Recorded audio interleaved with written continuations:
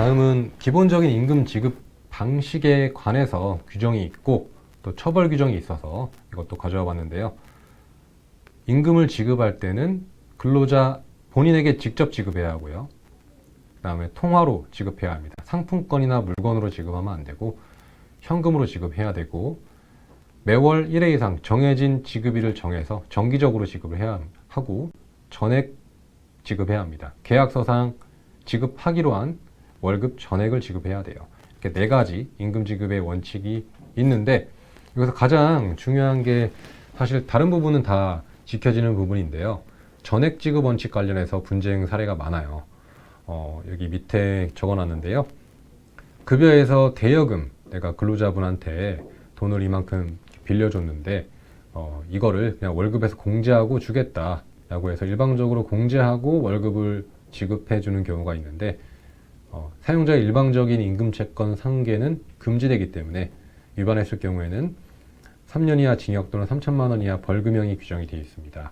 그래서 명확하게 이 지급 원칙을 숙지하시고, 대여금 같은 경우에는 별도로 월급은 월급대로 주시고 대여금은 따로 청구해서 받으시는 방식으로 가시거나, 아니면 근로자의 자유로운 의사에 의한 동의를 받으시고 나서 자료를 만들어 두시고 나서 상계를 하셔야지, 그렇게 하지 않고 일방적으로 상계를 하시게 되면 처벌받으실 수 있다라고 인지를 하시면 됩니다.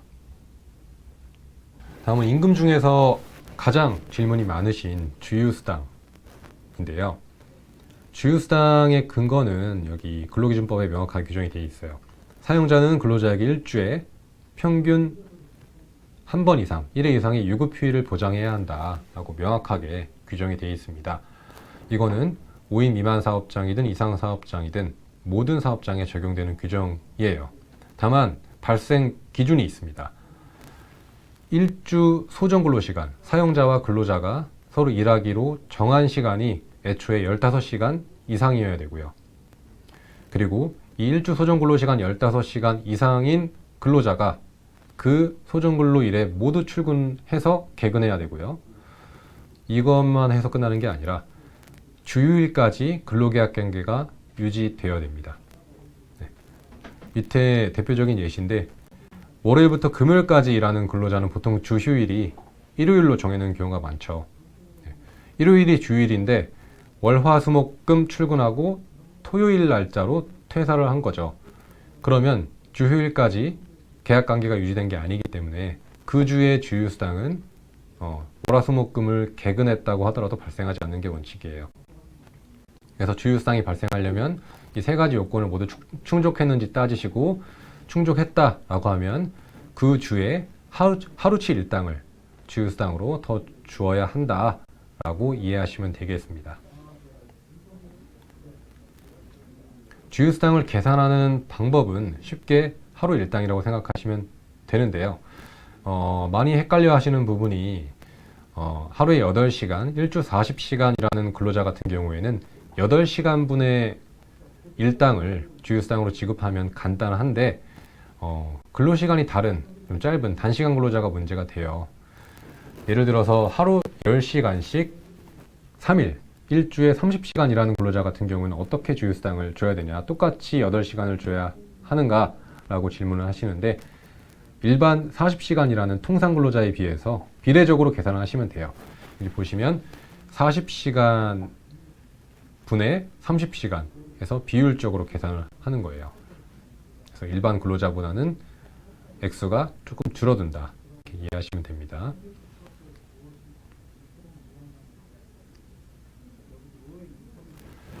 다음은 최저임금, 중요하죠. 최저임금도 당연히 근로자를 한 명만 사용하는 사업장 또 모두 다 적용이 됩니다. 그리고 처벌 규정도 있고요. 최저임금액은 올해 2024년 기준으로 해서 시급 9,860원이고요. 이걸 월로 환산했을 때 월급으로 따지면 주휴수당까지 모두 포함해서 206만 740원이 됩니다. 이거는 하루 8시간, 주 40시간이라는 근로자 기준이고요. 작년 대비 2.5% 인상된 금액이에요. 최소한 이 금액 이상은 주셔야 합니다. 그럼 이 최저임금을 또 산정할 때 상여금을 준 게 있다, 식대를 준 게 있다. 이것도 내가 최저임금 범위 안에 포함시켜서 할 수 있냐. 근데 올해 2024년부터는 원래는 일정 비율만 최저임금에 산입될 수 있도록 규정이 되어 있었는데요. 올해 2024년 1월 1일부터는 정기적으로 지급하는 정기 상여금, 그리고 현금성 복리후생비, 식대 10만원, 20만원씩 월급에 포함시켜서 주는 경우가 있죠. 그 금액도 모두 최저임금 산입 범위에 포함시켜서 계산을 하시면 됩니다. 최저임금 관련해서 질문이 많은 카테고리인데요. 수습기간을 두시고 수습기간 중에는 최저임금, 기존 월급의 90%를 지급한다 라고 근로계약서에 기재하신 경우가 많으실 거예요. 근데 이게 모든 경우에 다 적용될 수 있는 경우는 아니고요. 정규직이거나 1년 이상의 계약 기간을 정해서 채용한 기간제 근로계약, 1년 이상 기간제 근로계약을 체결하면서 수습기간을 둔 경우에만 이렇게 감액을 할 수 있다. 최저임금 이하로 감액할 수 있다 라고 알고 계시면 돼요. 1년 이상 기간제 근로계약을 체결하면서 수습기간을 둔 경우 첫 근무일부터 3개월까지는 최저임금의 10%를 감액하여 지급할 수 있다. 최저임금법 시행령에 규정이 되어 있어서 법에 근거해서 최저임금 미만으로 지급할 수 있다 라고 알고 계시면 돼요. 그래서 3개월 동안은 최저임금의 90%만 지급하더라도 위반한 게 아닌 게 되는 거죠. 근데 이것도 예외가 있어요. 모든 업종, 모든 근로자한테 다 감액할 수 있는 건 아니고 감액이 불가능한 직종이 있습니다. 단순 노무 업종이라고 해서 한국표준직업분류상 대분류 9에 보시면 단순 노무 종사자라고 있는데요. 이렇게 구체적으로 업종별 감액이 불가능한 직종을 보실 수 있을 거예요.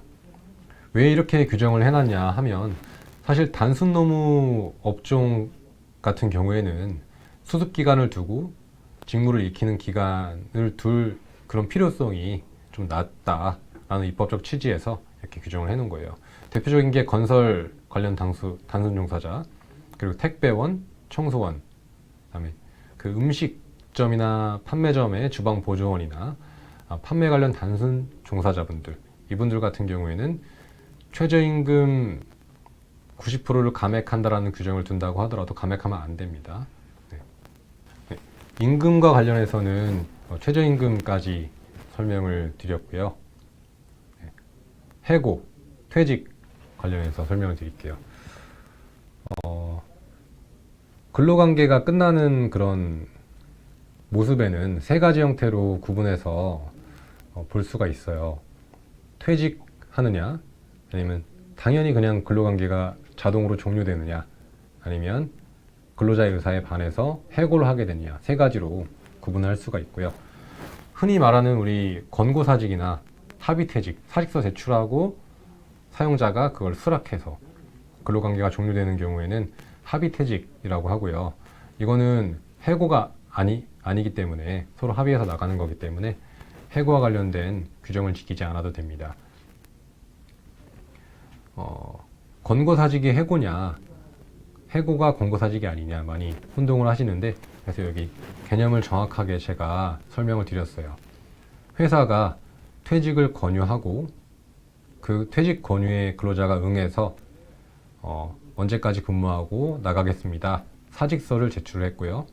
그 사직서 제출을 회사가 수락한 거죠. 서로 계약의 청약과 수락이 있어서 합의해서 퇴직하게 되는 모습이 권고사직으로 처리된다라는 모습이고요. 그 다음에 자동 종료 같은 경우에는 아까 기간제 근로계약은 계약 기간이 끝나는 시점을 명시해 둔다고 했죠. 계약 기간이 만료되면 당연히 근로계약이 종료가 되는 거고요. 별도로 계약이 끝났다라든가 의사표시를 할 필요는 없습니다.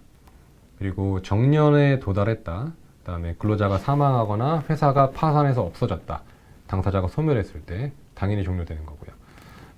퇴직과 자동 종료 같은 경우에는 사실 큰 문제가 되지는 않아요. 근로자의 의사에 반하는 게 아니기 때문이죠. 다만 해고 같은 경우에는 근로자의 의사에 반해서 사업주가 일방적으로 근로관계를 종료시키는 행위이기 때문에 문제가 됩니다.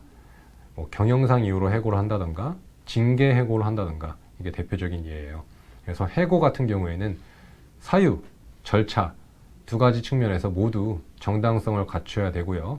근로기준법상 규정이 있다면 그걸 지켜야 되고요. 그래서 해고 중심으로 설명을 드릴게요. 해고의 정당성을 규정하고 있는 요건, 근로기준법 23조 1항에서는 근로자를 해고하려면 정당한 이유가 있어야 된다라고 규정을 하고 있어요. 상당히 추상적으로 규정이 되어 있죠. 정당한 이유가 뭐냐? 개별 사건마다 판단을 하게 됩니다.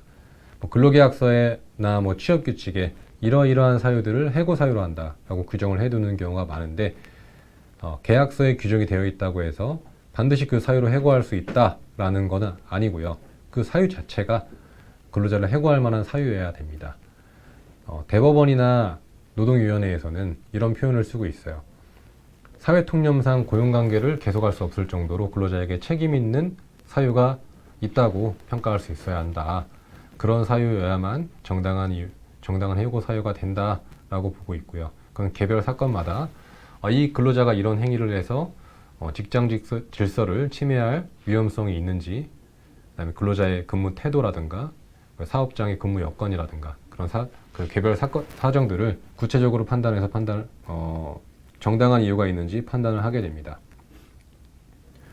대표적으로 해고 사유로 생각하는 예시가 업무상 횡령이나 폭행, 직장 내 성희롱 같은 경우에는 사회 통념상으로 생각했을 때도 해고 사유로 판단될 가능성이 높겠죠.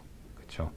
근데 저성과자를 해고한다고 했을 때, 그다음에 무단결근, 지각한 사람들을 해고한다고 했을 때 구체적으로 판단을 해봐야겠죠.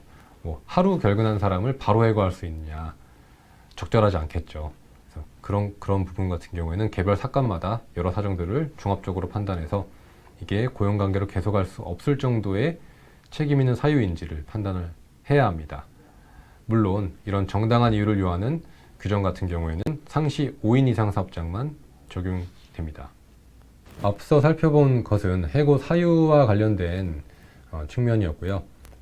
근로기준법에서 해고 절차와 관련해서 효력 규정으로 규정을 하고 있는 게 있어요. 해고하려면 반드시 서면으로 해고 사유와 해고 시기를 명시해서 통지를 해야 한다라는 규정이에요. 서면으로 통지하지 않는 해고는 효력이 없습니다. 그래서 구두로 해고를 통보하게 되거나 문자나 카톡으로 하게 된 경우에는 이 서면 통보 규정을 어긴 것이 되기 때문에 해고 자체가 무효가 되고 부당해고가 됩니다. 물론 이것도 상시 5인 이상 사업장만 적용이 되고요. 5인 미만 사업장 같은 경우에는 서면 통지를 하지 않아도 법 위반이 아니기 때문에 그 부분도 명확하게 인지하고 계시고요. 서면 통지를 하실 때는 근로자의 처지에서 해고 사유가 무엇인지 구체적으로 알 수 있어야 하고요. 징계 해고를 한다고 했을 때는 단순히 근로계약서 몇 주 위반 이렇게 쓰시는 게 아니라 구체적 사실과 그 내용을 기재해야 서면 통지로서 효력이 있다라고 보고 있기 때문에 실제 5인 이상 사업장에서 해고에 대한 서면 통지를 하실 경우에는 이러한 내용들도 체크를 해 두시는 것이 좋습니다. 그다음에 해고가 정당한 이유가 있다라고 하더라도 절대적으로 금지되는 기간이 있어요. 이거는 5인 미만 사업장도 적용이 되는 부분인데요. 업무상 부상 또는 질병의 요양을 위하여 휴업한 기간이 있을 수 있죠. 그리고 다시 복귀해서 그 후 30일, 그리고 출산휴가를 다녀오는 경우가 있어요. 산전 산후 여성이 휴업한 기간과 그 후 30일. 절대적으로 해고가 금지되는 기간입니다. 정당한 이유가 있더라도 이 기간에 해고를 하게 되면 무효가 되고요. 별도의 벌칙 규정이 있어요. 사업주가 형사처벌을 받게 되는데요. 5년 이하의 징역 또는 5천만 원 이하 벌금 규정이 있으니까 해고할 만한 사유가 있다고 하더라도 이 기간이 지나고 나서 하시는 걸 추천을 드릴게요. 다만 예외가 있는데요. 사업을 계속할 수 없는 경우, 그리고 근로기준법 84조에 따라 일시 보상을 한 경우에는 예외가 있으니까 체크해 두시면 좋겠습니다. 다음은 이건 많이 들어보셨을 거예요. 30일 전에 미리 통지를 해야 한다. 그렇지 않으면 한 달치 임금을 줘야 한다. 많이 이렇게 알고 계실 텐데요. 정확하게 설명을 드리고 넘어갈게요. 이거는 5인 미만 사업장도 적용이 되는 거고요. 모든 사업장에 다 적용이 되는 부분이라서 꼭 알고 계셔야 돼요. 사용자는 근로자를 해고하려면 적어도 30일 전에 미리 예고를 해야 하고, 예고하지 않고 바로 해고한다고 했을 때는 30일분 이상의 통상임금을 지급해야 한다라고 규정이 되어 있어요. 네, 원칙은 30일 전에 해야 하고요. 만약에 29일 전에 예고를 했다. 그럼 하루치 임금만 주면 되냐? 아니고요. 이 의무를 위반해서 29일 전에 예고를 한다고 해도 30일분의 통상임금을 줘야 하고요. 바로 내일 나오지 말라고 했을 때도 30일분 이상의 통상임금을 줘야 돼요. 이 규정을 위반했냐 지켰냐에 따라 30일분 이상의 통상임금이 일률적으로 수당으로 지급 의무가 발생한다는 점을 인지하시면 되고요. 해고의 정당성과는 관련이 없는 규정이에요. 정당한 해고이든 부당한 해고이든 이 기간은 모두 다 적용이 됩니다. 다만 이것도 예외가 있어요. 근로자가 첫 출근해서 일을 한 지 3개월이 안 됐어요. 3개월 미만인 근로자 같은 경우에는 30일 전에 예고하지 않아도 이 예고 규정을 위반한 게 아닌 게 되는 거고요. 그 다음에 예고할 만한 사정이 안 됐을 수 있어요. 천재사변이나 그 밖에 부득이한 사유로 사업을 계속하는 것 자체가 불가능하게 됐을 때 미리 예고할 수가 없겠죠. 산사태나 홍수가 나서 미리 예고할 수가 없었다라든가. 그리고 세 번째는 근로자가 고의로 사업에 막대한 지장을 초래하거나 재산상 손해를 끼친 경우로서 밑에 보시면 고용노동부령으로 정하는 사유가 있어요. 이 사유에 해당하는 경우에는 30일 전에 예고하지 않아도 된다라고 예외 규정을 두고 있는 거예요. 보시면 사실 당연한 사유예요. 사업장 기물을 고의로 파손해서 생산에 막대한 지장을 가져온 경우, 인사팀 직원이 근로자의 근무 상황 실적을 조작, 허위 서류를 작성해서 사업에 손해를 끼친 경우, 이런 경우에는 고용노동부 내용으로 명확하게 정하고 있는 사유로서 30일 전에 예고하지 않아도 됩니다. 해고 수당 관련해서 분쟁이 많이 발생을 하는데 이것도 많이 헷갈려 하시는 부분이에요. 폐업 같은 경우에는 부득이한 사유가 아니냐, 이거는 미리 예측할 수 없었던 사유가 아니냐라고 해서 30일 전에 예고하지 않고 바로 내일 폐업이니까 어쩔 수 없다, 아니면 다음 주에 폐업이니까 어쩔 수 없다 하고 해고를 하시는 경우가 있는데, 이 경우에도 해고 예고 의무 위반으로 처벌되는 경우가 많습니다. 네. 왜냐하면 법인의 해산이나 폐업 같은 경우에도 일반적으로 폐업 일시를 예정을 할 수가 있죠. 산사태나 홍수나 이런 천재지변과 같이 보지 않거든요. 그래서 30일 전에 미리 예고를 해야 되고요. 폐업으로 인해서 중요 건물이나 설비 이런 것들이 아예 없어진다라던가 미리 예측할 수 없었다라는 걸 증명을 해야 되는데, 실제 분쟁이 발생했을 때 폐업으로 인한 부득이한 사유를 증명하기가 쉽지는 않습니다. 그리고 위법한 해고 예고 기간 중 자진퇴사를 해버리는 사례에서도 문제가 된 경우가 있는데요. 사업주가 직원분에게 2주 뒤에 그만두라고 했는데, 이제 그만두라는 그 통보를 듣고 나서 1주 정도만 근무하고 자진퇴사해버린 사례예요. 이렇게 하면은 근로자분께서 자진퇴사했기 때문에 30일분 수당을 안 줘도 되는 거 아니냐라고 질문을 많이 하시는데요. 2주 뒤에 그만두라고 한 행위 자체는 이미 해고 예고 규정을 위반한 것이 되기 때문에 30일 이상의 통상임금 그대로 지급해야 합니다. 네, 여기까지 해고 관련해서 살펴봤고요. 다음은 마지막 그 카테고리로 준비해본 주제인데요. 퇴직금 관련해서 설명을 드릴게요. 퇴직금도 아까 주휴수당이나 최저임금과 마찬가지로 5인 미만 사업장에서 일하는 근로자에게도 모두 적용이 됩니다. 네. 근로자가 퇴직하면 계속 근로기간 1년에 대해서 31분 이상의 평균 임금을 퇴직금으로 지급해야 한다 라고 퇴직금 제도가 규정이 되어 있어요. 다만 1년 미만 계속 근로한 근로자, 그리고 4주를 평균해서 1주 동안 소정 근로시간, 서로 일하기로 정한 시간이 15시간 미만인 근로자는 퇴직금이 발생하지 않습니다. 그래서 반대로 생각하면 1년 이상 근로를 했고 4주 평균 1주 소정 근로시간이 15시간 이상이다 라고 하면 5인 미만 사업장이든 5인 이상 사업장이든 퇴직금이 발생한다 라고 인식하고 계시면 되고요. 여기서 계속 근로기간이 뭐냐 라고 설명을 드려야 하는데, 계속해서 연속해서 근로를 제공한 기간이라고 보시면 되고요. 예를 들어서 근로계약을 6개월, 3개월, 1년 각각 다르게 체결해서 갱신 체결하거나 반복 체결한 경우 모두 합산해서 기간을 계속 근로기간으로 보고요. 기업이 합병, 분할, 그다음에 영업양도가 되는 경우가 있어요.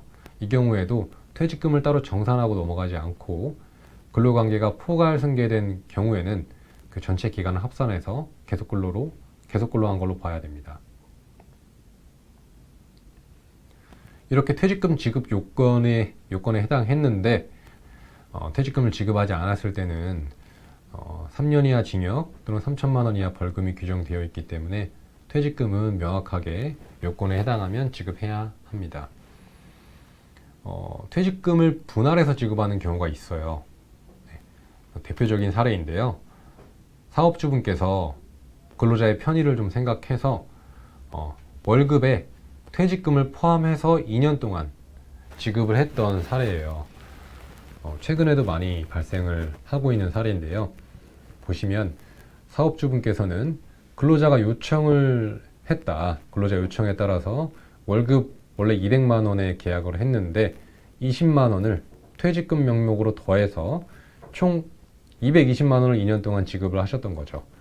근데 근로자분께서는 이 퇴직금 분할 지급의 약정 자체가 무효이기 때문에 별도로 퇴직할 때 퇴직금을 주셔야 한다 라고 했는데 사업주분께서 퇴직금을 지급하지 않자 퇴직금 체불로 노동청에 진정을 제기한 사건인데요. 결과는 퇴직금 분할 지급하기로 하는 약정 자체가 무효가 되고요. 결국 퇴직금을 지급한 적이 없기 때문에 퇴직할 때 별도로 퇴직금을 지급해라, 이렇게 결과가 나오게 됩니다. 네. 그래서 이것도 상식적으로 알고 계시고, 분할 지급 절대 안 된다. 절대 안 된다. 그리고 퇴직은 퇴직할 때 발생하는 권리이기 때문에 따로 지급을 하셔야 될 수도 있다. 인식하시고 대응하시면 될 것 같습니다.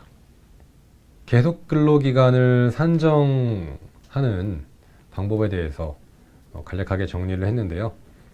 포함되는 기간이 있고 여기서 빼야 되는 기간이 있어요.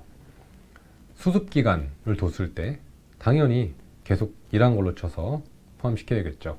그 다음에 출산휴가를 다녀온 기간, 육아휴직을 다녀온 기간도 퇴직금을 산정할 때 이거 빼야 되는 거 아니냐, 육아휴직을 1년이나 다녀오는데 이것도 퇴직 시 재직한 걸로 봐서 하면 퇴직금이 늘어나지 않냐라고 하는데 이 기간도 모두 퇴직금 산정 기간에 포함이 되고요.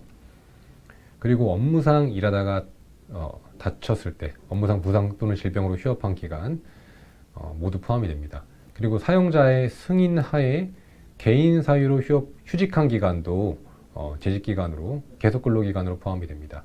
단 예외는 근로계약서나 취업규칙에 이 개인 사유로 휴직한 기간은 계속 근로 퇴직금 산정 시 기준이 되는 계속 근로기간에 산정하지 않고 제외한다, 이런 규정을 두고 근로자의 동의를 받은 경우에는 개인 사유 휴직 기간은 제외를 시킬 수 있습니다.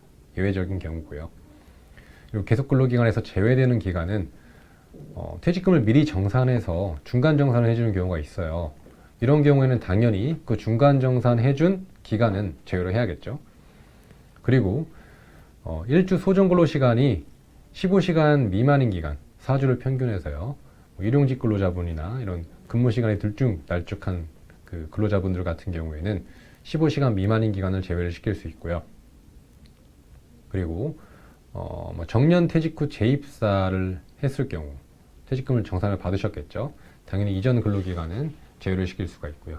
이렇게 명확하게 포함을 시켜줘야 되는 기간과 빼도 되는 기간을 정리해서 두시면 나중에 퇴직금 산정할 때 도움이 되실 겁니다. 퇴직금은 이렇게 계산을 하는데요. 보통 한 달치 임금, 1년당 한 달치 임금을 주면 된다라고 생각을 하시는데 얼추 맞는 표현이에요. 하지만 정확하게 설명을 드리면 이렇습니다. 하루치 평균 임금 곱하기 30일 곱하기 아까 제가 계속 설명을 드렸던 계속 근로기간, 재직기간이 되겠죠. 이걸 분자로 놓고요. 365일로 나누면 그게 퇴직금이 됩니다. 여기서 하루치 평균 임금은 어떻게 구하는지 밑에 설명을 드렸는데요. 퇴직하기 직전, 산정사유가 발생하기 전 3개월 동안에 발생한 모든 임금 총액을 그 기간의 총 일수로 나눠서 하루치 평균 일당을 구하는 거예요. 그게 일일 평균 임금이라는 개념이고요. 그 일일 평균 임금 곱하기 30일 곱하기 계속 근로한 연수를 곱해서 퇴직금을 산정하는 겁니다. 밑에 예시를 들어놨는데요. 월 250만 원이고 재직기간이 21년 9월 23일부터 24년 3월 31일까지 이분의 퇴직금을 어떻게 계산하느냐 보시면 계속근로기간은 921일이고요. 그 다음에 퇴직 전 3개월간 임금 총액 250만 원 곱하기 3개월 하면 750만 원이겠죠. 그럼 750만 원을 750만 원을 3개월간 총 일수가 91일이에요. 나누면 하루치 일당, 하루치 평균 임금이 82,418원이 나와요. 이거를 저 식에 대입해서 구하면 되겠죠. 하루치 평균 임금 82,418원 곱하기 30일 곱하기 계속 근로기간인 921일 나누기 365일 하면 이분의 퇴직금은 623만 8천원 정도가 나온다. 이렇게 구해봤습니다. 그리고 퇴직금 중간 정산을 보통 근로자분께서 사정이 있다라고 이야기하시면서 중간 정산을 요구하는 경우가 있어요. 그래서 이랬을 때 이거를 정말 어떻게 해야 되나, 중간 정산을 꼭 해줘야 하는 건지 의무가 있는 건지 자문을 구하시는 사업주분들이 계신데요. 결론부터 말씀드리면 법으로 정해준 사유가 아니면 중간 정산을 굳이 해줄 의무는 없습니다. 법으로 정해진 사유는 이거예요. 주택구입 등 대통령이 정하는 사유로 근로자가 요구하는 경우에 퇴직하기 전에 미리 퇴직금을 중간정산할 수 있다. 해야 한다가 아니라 할 수 있다라고 규정을 두고 있어요. 그래서 따로 근로자가 요구를 하더라도 여기 8가지 사유 정리해 놨는데요. 중간정산 사유에 해당하지 않는다면 해주지 않더라도 법 위반은 아니기 때문에 명확하게 인식하고 계시고요. 사유가 정말 해줘야 할 만한 사유들이에요. 1번 보시면 무주택자인 근로자가 본인 명의로 주택을 구입하고자 할 때, 다음에 근로자 본인 또는 배우자, 부양가족의 6개월 이상 요양에 대해서 근로자가 요양비를 부담하는 상황인 이런 케이스, 이렇게 명확하게 법적으로 중간정산 사유가 정해져 있다. 이거 외에는 중간정산을 해줄 의무가 없다. 이렇게 이해하시면 됩니다.